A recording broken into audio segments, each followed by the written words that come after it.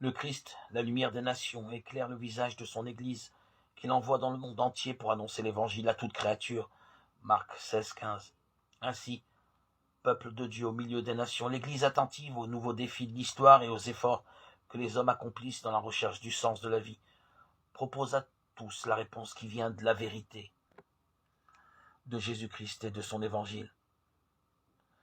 Nous devons toujours avoir la vive conscience de notre devoir à tout moment de scruter les signes des temps et de les interpréter toujours à la lumière de l'Évangile, de telle sorte que nous puissions répondre d'une manière adaptée à chaque génération aux questions éternelles des hommes sur le sens de la vie présente et future et sur leurs relations réciproques.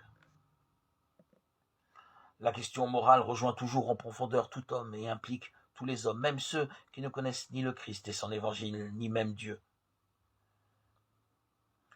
Le chemin de la vie morale, la voie du salut est ouverte à tous.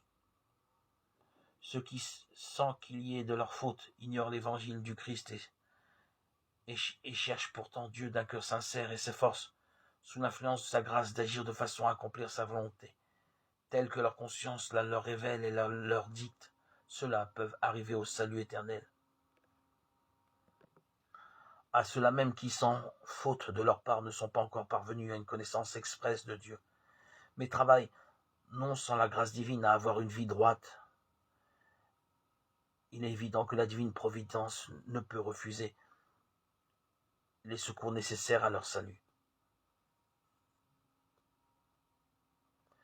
En effet, tout ce qui est chez eux peut se trouver de bon et de vrai, doit être considéré comme une préparation évangélique et comme un don de celui qui illumine tout homme, pour que finalement il ait la vie.